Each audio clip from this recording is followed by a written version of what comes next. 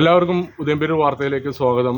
ഇന്ന് വാർത്ത റിപ്പോർട്ട് ചെയ്യുന്നത് നടക്കാവ് ആമേട റോഡിലേക്ക് പോകുന്ന വഴിക്ക് ഒരു 500 മീറ്റർ ചെല്ലുമ്പോൾ ഒരു കലിങ്കുണ്ട്. ആ കലിങ്ങിൻ്റെ അവിടെ വെച്ച് റോഡ് ചെറുതാകുകയാണ്.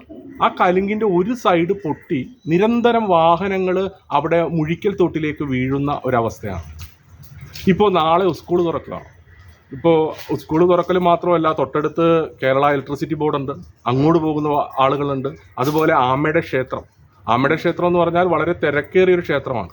ആ ക്ഷേത്രത്തിലേക്ക് പോകുന്ന ഒരുപാട് യാത്രക്കാർ, അവരുടെ വാഹനങ്ങൾ, ഇതെല്ലാം ആ കലിങ്കിൻ്റെ സൈഡിലെത്തുമ്പോൾ അറ്റപ്പറ്റയാണ് പോകുന്നത്. കഴിഞ്ഞ ദിവസം തന്നെ ഒരു വാഹനം ആ കുഴിയുടെ സൈഡിലേക്ക് മറിഞ്ഞു വീണു, ആളുകളെല്ലാം കൂടി എടുത്തു പൊക്കി. പിന്നെ ഇന്ന് രാവിലെ ഒരു 2 വീലർ ഒരു സൈഡിലേക്ക് പതിഞ്ഞ് ആ കുഴിയുടെ സൈഡിലേക്ക് വീണു.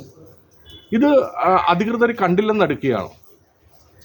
എത്ര തിരക്കുള്ള റോഡാണ്. ഞായറാഴ്ച ദിവസങ്ങളിലാണെങ്കിൽ ഒരുപാട് വാഹനങ്ങൾ, പിന്നെ ആയില്യ ദിവസങ്ങളിലൊക്കെ ഒട്ടനവധി വാഹനങ്ങൾ ആ വഴിക്ക് പോകുന്നതാണ്.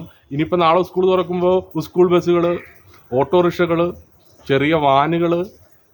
അപ്പോൾ എന്ത് സുരക്ഷിതത്വമാണ് പൊതുജനങ്ങൾക്ക് ആ വഴിയിലൂടെ സഞ്ചരിക്കുമ്പോൾ കിട്ടുന്നതെന്നാണ് നമ്മൾ പരിശോധിക്കേണ്ടത്. ഇപ്പോൾ നടക്കാവ് ജംഗ്ഷനിൽ തന്നെ ഉദയംപേരൂർ ഗ്രാമപഞ്ചായത്തിൻ്റെ മൂക്കിന് കീഴെ പോകുന്ന 16-ാം വാർഡിൽ നിന്നും സഞ്ചരിക്കുന്ന ഈ റോഡിൻ്റെ അവസ്ഥയാണ് ഞാൻ നിങ്ങളുടെ വാർത്ത ഇന്ന് റിപ്പോർട്ട് ചെയ്യുന്നത്. നിരന്തരം വണ്ടി ആക്സിഡന്റ് ആകാറുണ്ട്.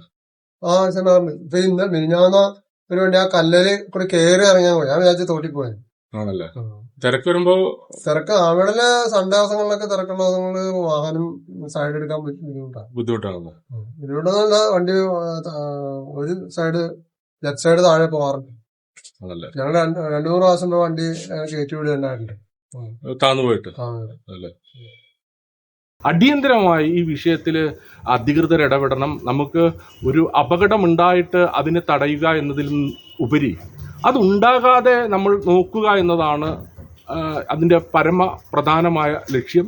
അതുകൊണ്ട് ഈ ഒരു വിഷയത്തിൽ ഉദയംപേരൂർ പഞ്ചായത്ത് അധികൃതർ ഇടപെടും എന്ന വിശ്വാസത്തോടു കൂടി ഇന്നത്തെ വാർത്ത ഇവിടെ വൈൻഡപ്പ് ചെയ്യുകയാണ്. എല്ലാവർക്കും നന്ദി, നമസ്കാരം.